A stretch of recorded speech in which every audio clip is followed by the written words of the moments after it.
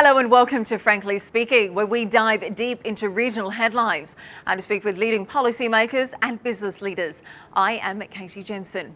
As Syria and Turkey grapple with the devastating effects of the worst earthquakes to strike the region in more than a century, we speak with Dr. Hossam Elsharkawi, the Regional Director for the International Federation of Red Cross and Red Crescent Societies. We ask him, who is to blame for the ongoing suffering of the Syrian people, already on the brink of crisis before this week's deadly quakes? How much new aid is needed and where it will come from? And whether the Syrian regime is exploiting the crisis to reimpose itself on the international community.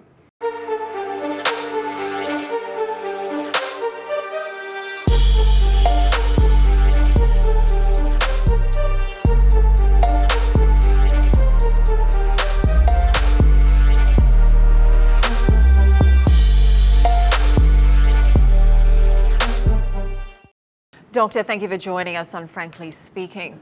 Now, more than 15 million Syrians required humanitarian assistance even before these earthquakes struck, more than at any time since the start of the country's 12-year civil war. And now a series of additional political and logistical challenges in getting the country's aid has emerged since these devastating earthquakes. So, frankly speaking, who is to blame for the continued suffering of the Syrian people, the Assad regime or international organizations such as yours? Thank you for putting the spotlight on this tragedy before and currently with the earthquake.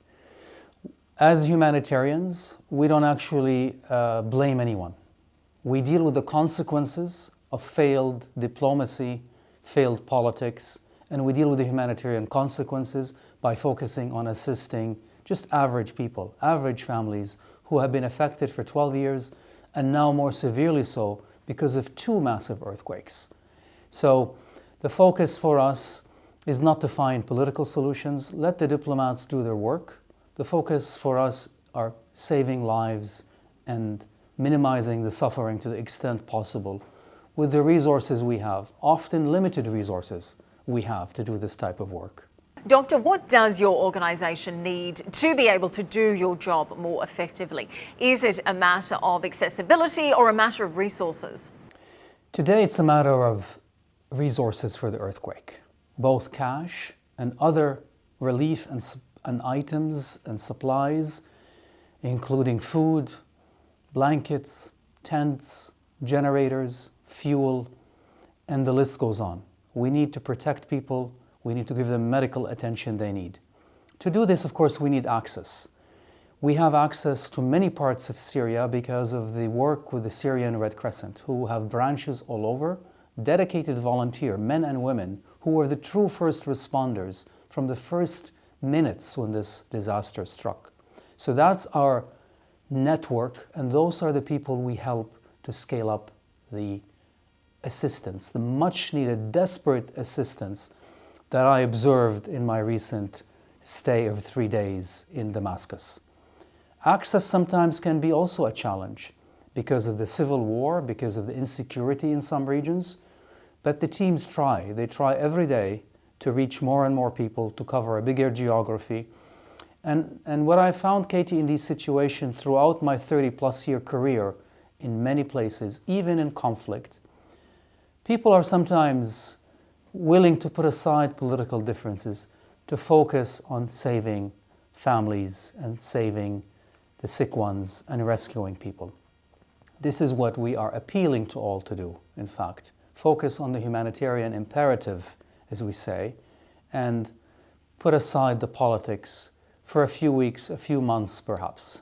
Now, you mentioned you've just returned from Damascus. You've spent several days there, so you've seen firsthand the devastation that is going on. So given the damage we have seen from these earthquakes, how much additional aid do you think the Syrian people need? And where do you see this coming from? My organization, the International Federation of Red Cross and Red Crescent, is appealing for over $200 million for both Turkey and Syria to do our part. Others are also appealing for money. This is a massive assistance package that will be required, not just for days and weeks. We're looking here for a 2 to 3 year program because we know what it's like to respond to these massive earthquakes and disasters. We hope that the international and regional nations, countries will be generous with their donations and contributions. The flights that I observed arriving into Syria, many from the region, including the Emirates, including Egypt, Jordan, Iraq, and other neighbors, China yesterday, and as far as Venezuela, flights full of assistance, that need to be kept up and hopefully grow. The assistance is welcome, this type of fast assistance. Some have sent in search and rescue teams, which are desperately needed, with the search and rescue dogs and the specialized search equipment to look for potentially people who are still alive. That is very, very important.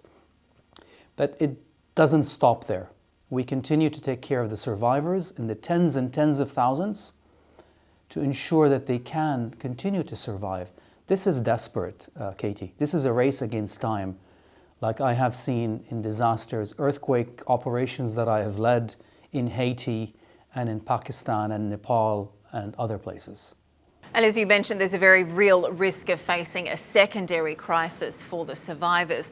Now, as you know, much of the access into Syria comes via Turkey. Is there a concern that Turkey won't be able to prioritise overseeing some of the movement of aid into Syria, given what they are dealing with in terms of the aftershocks of the earthquake and the impact there? It is understandable that the needs also are super massive in Turkey, and the Turkish authorities and the Turkish Red Crescent are doing a fantastic job in responding, and they're receiving aid as well. But this is a much more organized aid because Turkey did not have a 12-year war. The systems, the response mechanisms in Syria have been largely, and the infrastructure have largely eroded and been destroyed because of the 12-year war. So it's a tale of two very different responses. The border is open between Turkey and Syria. Assistance is beginning to flow in, and we hope more will come in. Our approach to this is just very pragmatic. Those who can provide humanitarian assistance in the regions they're in should just receive the assistance. We try and do it in a coordinated fashion, for example, to make sure we don't not everybody gives only blankets and mattresses, while the people may need also water, food, and medicines. So this is what I mean when I say coordination. It's critical that we hit the priority needs all at once and not have way too much of one item and nothing of another. This is what we're working on with the Syrian Red Crescent and other humanitarian providers. Syria's ambassador to the UN, Bassam Sabah, has insisted that Damascus should oversee all of the aid into Syria, including areas that are not government-controlled. He also says Western sanctions should be lifted. Now, of course, the US has refused to deal directly with the regime. Other countries in this region, however, have spoken with President Assad and pledged aid. Do you think the Syrian regime is exploiting the crisis to impose itself on the international community? And more importantly, is there a choice for the world to choose not to deal with them under these circumstances from an aid perspective? I will not comment on the politics of the region, but I know I have dealt with many Syrian professionals, doctors and nurses, and other emergency response people who work in the public authorities who are not politicized. They're caring, they want to care and scale up assistance for their people. Syria is not a failed state. Syria, its public authorities continue to provide for their people, and we need to be respectful of that. And if there are regions they can't reach, others, from a pragmatic sense, what I have observed for years and years, that the assistance is coming through other channels, through Iraq and through Turkey. So we work with that. We don't comment on that, we don't take sides with that, we just work with what is possible. Humanitarian assistance in these conditions is partly also the art of the possible. But we're also beginning to get good news. The US has announced that they are lifting for 180 days the limitation and the ban on financial transfers to Syria because of the earthquake. This is significant. So we can already see how this crisis has affected the politics of 12 years in a good way to save lives. We hope other sanctions are lifted as well, for example, for procurement of certain supplies and goods, and by other nations. So this is what gives us hope as well, that we can continue to scale up the operation. Well, let's talk about some of that aid. You mentioned some of the countries earlier. Saudi Arabia too has directed the King Salman Humanitarian Aid and Relief Centre to launch an air bridge that will transport essential medical supplies, food, shelter and other items to victims. How important will this assistance be? What role do you think the Kingdom will play in saving lives? Oh, it's absolutely critical. The Saudi assistance is vital, the Emirati, the Kuwaiti, the Iraqi, I'm probably forgetting a number of nations. They are talking to us, we're coordinating with them. They've asked us for the list of priorities as well to try and customize the assistance and what gets loaded on those planes so it is meeting the real needs and the gaps, and tremendously appreciated. It makes a huge difference in saving lives. This is real, this isn't just a cliche. This is happening as we speak, and will continue to happen as we speak. And we'll continue to fine-tune the content of those air bridges as the needs will shift with the weather, with the cholera that we have been also dealing with now for many, many months before this crisis. So it's, and we're welcoming assistance from many other countries as well. We're in conversations with countries who have sanctions on Syria, who would like to assist. This is quiet diplomacy that we do. And this is the glimmer of hope that I'm talking about. Well, certainly Syria needs that much needed aid more than ever. Let's talk a little bit about Turkey. A very bleak situation there as well. It's estimated that more than 13.5 million people in Turkey have been affected by these deadly earthquakes. We've seen more than 400,000 people be displaced. Many of them are in government shelters or stadiums. Many are staying in cars or trains as well. With such a large number of people, where are the displaced going? The displaced go where they think it's safest. They seek water, they seek shelter, they seek food. It's just human nature. That's what people do. They seek protection for their children and themselves. We have seen a lot of neighbor helping neighbor, community sheltering another community, actually. That is the massive response that the big shelters, be it schools or mosques or other, don't even represent the tip of the iceberg. And those are the places we go to. So our support packages are not only directed towards those who are directly impacted, meaning lost their home, but in fact what we call the host communities and the host families who are sharing everything with their neighbors and loved ones and the village next door. And we see that all over the world, in fact. And this is exactly what's happening in Turkey and in Syria now. And obviously it is an ongoing crisis, but President Erdogan has faced increasing criticism in recent days for Turkey's response to the disaster. Now, he has admitted there have been some issues, but says it was impossible to prepare for the scale of this damage. So, as someone who's worked on multiple crises around the world, what do you think? Was Turkey's emergency response too slow? Was the government simply unprepared? It's very difficult to prepare 100% for these massive events. And remember, we had 2 massive earthquakes over 7 magnitude within hours of each other. I have seen and responded and helped the Japanese Red Cross with the way back, what they call the Great Japan Earthquake and Tsunami. Even one of the most developed, industrialized, capable countries in the world back then, it was 2011, struggled to deal with that earthquake. So, yes, I understand people want their needs and supplies immediately, but from what we observe, the Turkish Red Crescent, the Turkish Emergency Response Authority and the government are doing their best with the resources they have. Many areas are very difficult to access. Let's not forget, this was coupled simultaneously with one of the most massive winter storms the region has also seen for years. So you had the perfect storm to impede, in fact, the aid efforts. You couldn't get flights in the air, you couldn't get helicopters in the air, and so on. Of course, these responders desperately trying to do their best. The situation is easing a bit now. The operation is perhaps by the next few weeks should get into full gear. There'll always be criticism. These operations is what I describe, Katie, those first few weeks, management of chaos. Chaos by definition is chaos, but we try and manage it and make the best decisions, often with very limited information, because we just haven't gotten eyes and we haven't reached those communities. So we rely on past experience, the best information we have at the moment, and sometimes it changes every hour. And therefore we change our plans and priorities every hour accordingly. There is an art and a science to this, and it's not easy to do. But everybody is in this together and doing their best. I saw that firsthand. And certainly seeing some of the harrowing footage that we've seen come out of Turkey and Syria of these volunteers dealing with the snow and these kind of rescue conditions is certainly horrific to be able to view. I mean, Turkey certainly has faced many earthquakes over the years. It is located in one of the most active earthquake zones in the world.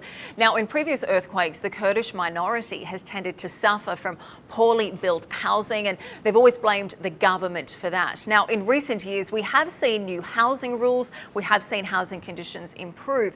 But in your mind, given what we've seen in the earthquakes today, do you feel this current crisis is only going to exacerbate tensions there?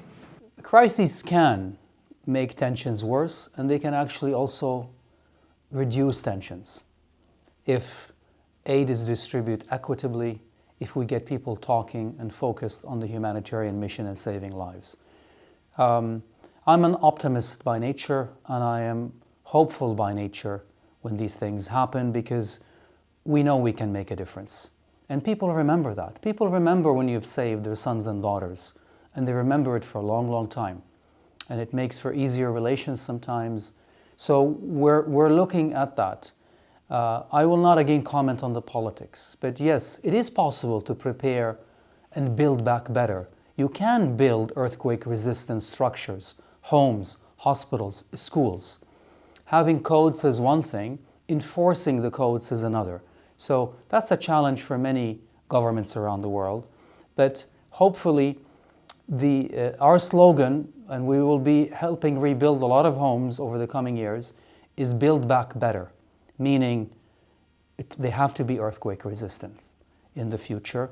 And we'll be working with many of the local authorities to ensure that they have the enforcement mechanisms in place. These are their decisions to make it so. That will protect people in the long term. If you take 7.5 or 7.8 magnitude earthquakes, in Japan this would not have fazed them because they are building structures that are resistant to earthquakes that are 8 and 9 magnitude. So it's possible. The technology is there.